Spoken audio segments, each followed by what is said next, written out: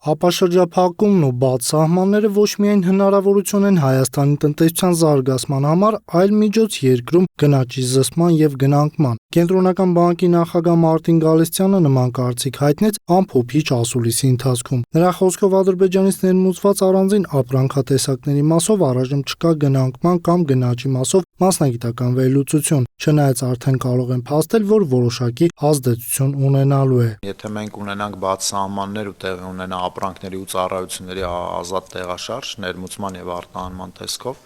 ես կարծում եմ, որ դա դրական ազդեցություն է ունենալու մեզ վրա։ 2025 թվականի 4-րդ եռամսյակում 12-ամսյա գնաճը դանդաղել է, դեկտեմբերին կազմելով 3,3%, իսկ 12-ամսյա բնականոն գնաճը ավելացել է կազմելով 4,3%, իսկ ահա 2026 թվականի առաջին եռամսյակում համաշխարհային տնտեսությունում եւ Հայաստանի հիմնական գործընկեր երկրներում պահանջարկի հետագա թուլացման ռիսկերը պահպանվում են։ Հիմնական պատճառն ԱՄՆ-ում սպառման աճի բարձր տեմպն է, որ իր հերթին նպաստում է բարձր տնտեսական աճի եւ գնաճային միջավայրի ձևավորմանը։ Կենտրոնական բանկի նախագահն անդրադարձավ նաեւ միջազգային բորսայում նավթի գների անկմանը, նշելով, թե չնայած դրան աշխարհաքաղաքական անորոշություններն ու միջազգային առևտրային հարաբերություններում լարվածությունը շարունակում են համաշխարհային տնտեսությունում գների բարձր տատանողականության աղբյուր հանդիսանալ։ Գալստյանն այսպես հիմնավորեց Հայաստանի Հանրապետությունում նկատվող գների տատանումը։ Նա խոսեց նաև Trip Business նախագծի Հայաստանի պարտավորությունների կատարման մասով միջնաժամկետ կտրվածքով մակրոֆինանսական հնարավոր ռիսկերի եւ օտարերկրյա ներդրումներով պայմանավորված հնարավոր կախվածության մասին։ Սրա մասին պետք է խոսալ այն դեպքում, երբ որ մենք առնվազն ունենանք նախագիծը թղթի վրա ու կարողանանք վերլուծել ու հասկանալ ինչ քայլեր են մեզ սպասվում, ովքեր են ներդրողները, ինչ ծավալի ներդրման մասին է խոսքը, ինչ ժամանակահատվածում, ինչ ուղղություններով, արդյոք դա լինելու է ուղղակի ներդրումներ, թե դա լինելու է ինչ-որ վարկային միջոցների տրամադրում, որի հետո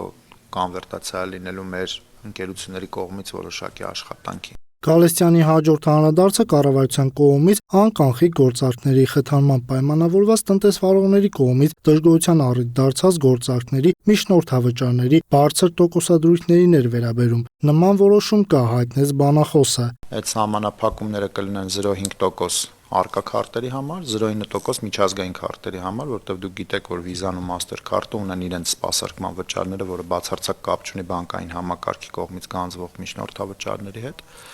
Ու ես կարծում եմ, որ այդ որոշումը, որը մենք կայացրել ենք, այդ տնտեսվարողների հարցը կլուծի։ Հիմա արդեն երկրորդ փուլում կտեսնենք, թե արդյոք ճշգրիտ էր այդ դիագնոզը, որ խոչընդոտը հենց այդ էր, թե օրինակ տնտեսվարողները ուրիշ պայմաններից ելնելով չէին իրականացնում անկանխիկով առևտուր, դա արդեն անալիտիկան ցույց կտա։ Կենտրոնական բանկի նախագահը վստահեցրեց, որ հարևան Իրանում տեղի ունեցող իրադարձություններին ֆինանսատնտեսական ռիսկերի դիմակայունության տեսակետից նույնպես պատրաստ են եւ ունեն մշակված մի քանի տարբերակներ։